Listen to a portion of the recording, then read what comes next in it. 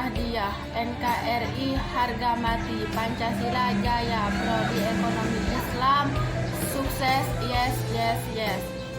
Assalamualaikum warahmatullahi wabarakatuh. Saya Dini Hardianti, mahasiswa Universitas Nahdlatul Ulama Nusa Tenggara Barat, akan mempresentasikan makalah saya yang bertema Jejak Ahlus Sunnah wal Jamaah dalam Gerakan Islam dan Ahlus Sunnah wal Jamaah vs Mu'tazilah.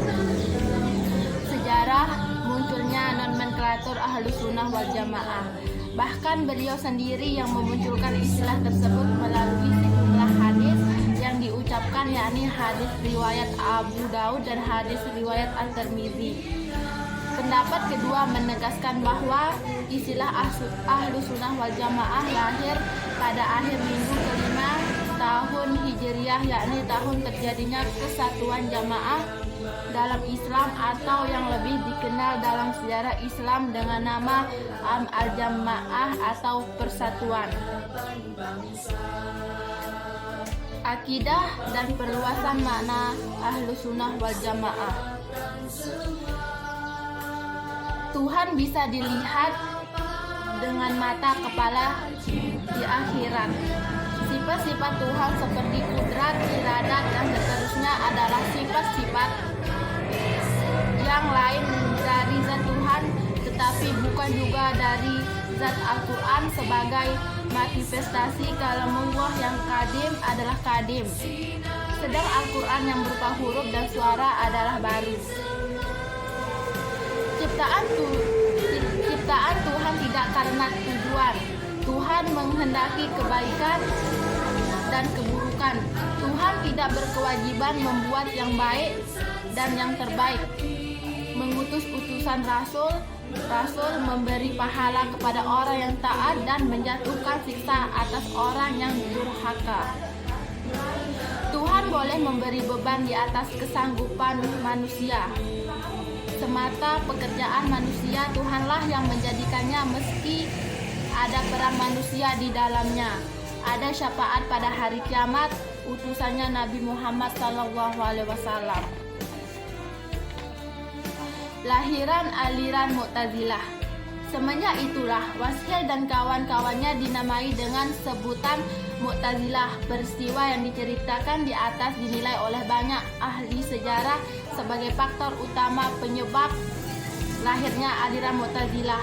Ada pula versi lain, sebagaimana dijelaskan oleh Al-Baghdadi, bahwa Washil dan temannya Ammar ibnu Ubaid diusir oleh Hasan al-Basyri dari majelisnya karena adanya perbedaan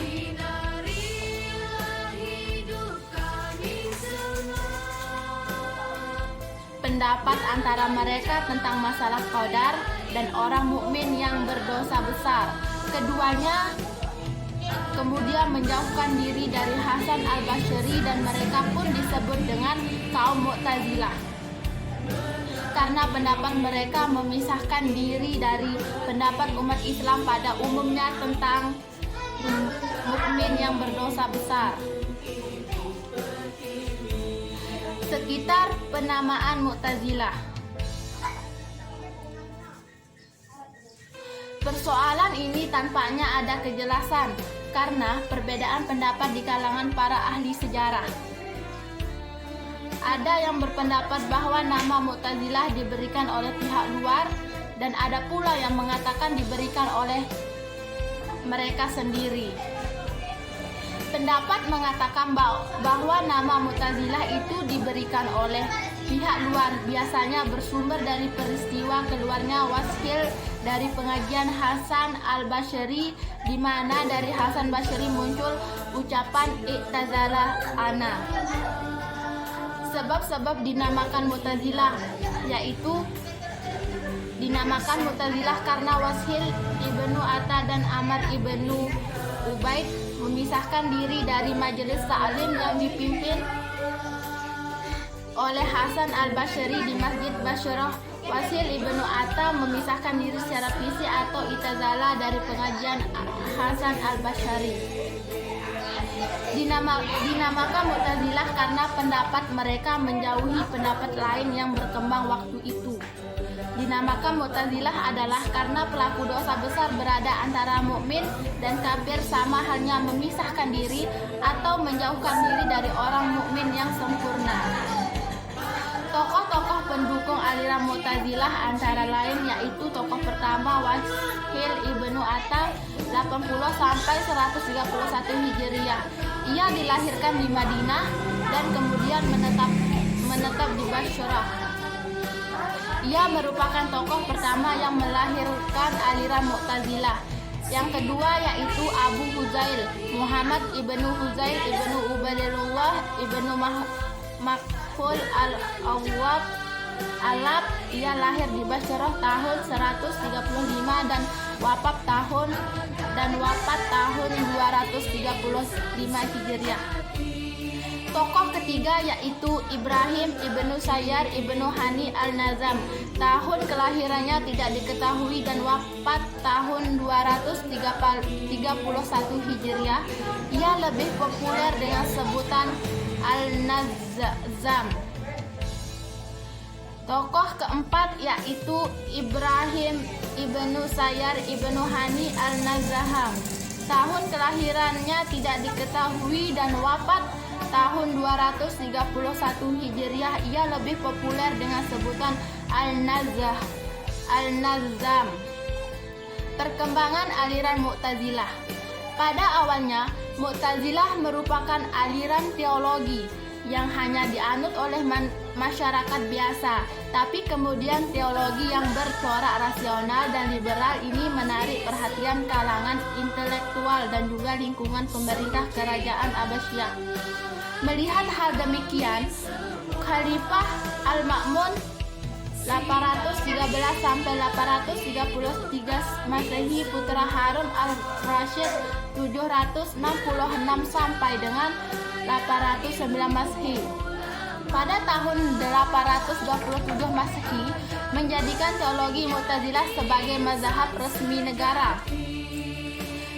Jadi kesimpulannya dari makalah yang saya baca yaitu persoalan teologis yang cukup hangat diperbincangkan oleh para ulama pada penghujung abad 1 Hijriah ialah tentang status orang mukmin yang melakukan dosa besar.